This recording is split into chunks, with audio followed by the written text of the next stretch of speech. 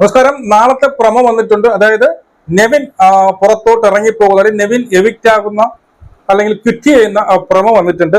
ആദ്യം നമുക്ക് ആ പ്രമോ നോക്കാം. പ്രമോയിൽ എന്തെങ്കിലും ഉണ്ടാകും, നമുക്ക് അതും ശ്രദ്ധിക്കാം. ഓക്കെ.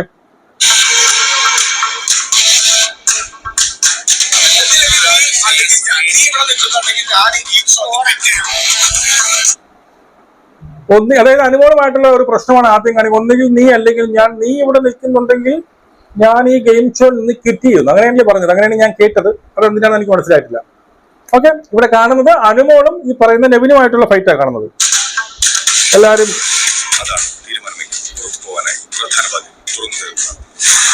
അപ്പോ ബിഗ് ബോസ് പറയുന്നു അതാണ് തീരുമാനമെങ്കിൽ പുറത്തു പോകാനായിട്ട് പ്രധാന വാതിൽ തുറന്നു തന്നെ കിടപ്പുണ്ട്. ഈ വ്യക്തി എന്തോ ഒരു സംഭവം പറഞ്ഞു, ഇവൻ ചെയ്തില്ല. എന്റെ തീരുമാനം പറയാൻ പറഞ്ഞു, അവൻ തീരുമാനം പറഞ്ഞില്ല. നിനക്ക് ആ തീരുമാനം എടുക്കാൻ പറ്റില്ലെങ്കിൽ വാതിൽ തുറന്നു കിടക്കുന്നു, നിനക്ക് പുറത്തു പോകാം. അവിടെ ഞെട്ടി നിൽക്കുന്ന നെവിനെ കാണാം. വാതിൽ തുറക്കുന്നു.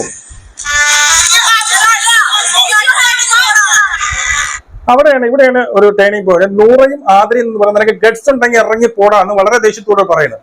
അപ്പോ വിഷയം ഈ പറയുന്ന അനുമോളുമായിട്ടല്ല വിഷയം, ഇവിടെ ആദിലയും നൂറയുമായിട്ടാണ് വിഷയം. ആ സമയത്ത് ഇവൻ ഞാൻ പോകാം എന്നുള്ള ഒരു സ്റ്റൈലിൽ അവൻ പോകുന്നു.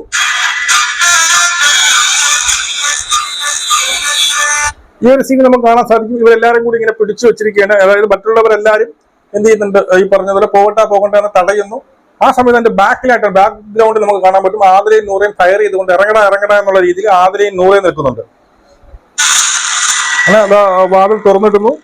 ഇവൻ ഓടി പുറത്തോട്ട് പോകുന്നു. ബാക്കിയുള്ളവർ പോവല്ലേ എന്ന് വിളിക്കുന്നു. ഇതാണ് ആ ഒരു സീൻ. അപ്പൊ നമുക്ക് മനസ്സിലായത് ആദിലയും നൂറയും എന്തൊരു വലിയൊരു വിഷയം കമ്മ്യൂണിറ്റി ബേസ് ചെയ്തുകൊണ്ട്, അല്ലെങ്കിൽ ഇവരുടെ ആ ഒരു റിലേഷൻ ഉണ്ടല്ലോ, അല്ലെങ്കിൽ ആ ഒരു എന്താ പറയുന്നത്, അവരുടെ ആ ഒരു ബന്ധം, ആ ബന്ധത്തെ ചോദ്യം ചെയ്തുകൊണ്ട് എങ്ങനെയെങ്കിലും ആയിരിക്കും. പക്ഷെ ഇവന് ഈ കമ്മ്യൂണിറ്റിയിലുള്ളതാണ്. പിന്നെ എന്തുകൊണ്ട് കമ്മ്യൂണിറ്റിയിലെ വലിയ ആൾക്കാർ വരെ ഇതിനെ ഇടപെടേണ്ടതായിട്ട് വന്നു എന്നുള്ളതിനെ കുറിച്ചൊന്നും അറിയില്ല. എന്തായാലും നിവിൻ പുറത്തായിട്ടുണ്ട്, വാതിൽ വഴി പുറത്തോട്ട് ചാടിപ്പോകുന്നു.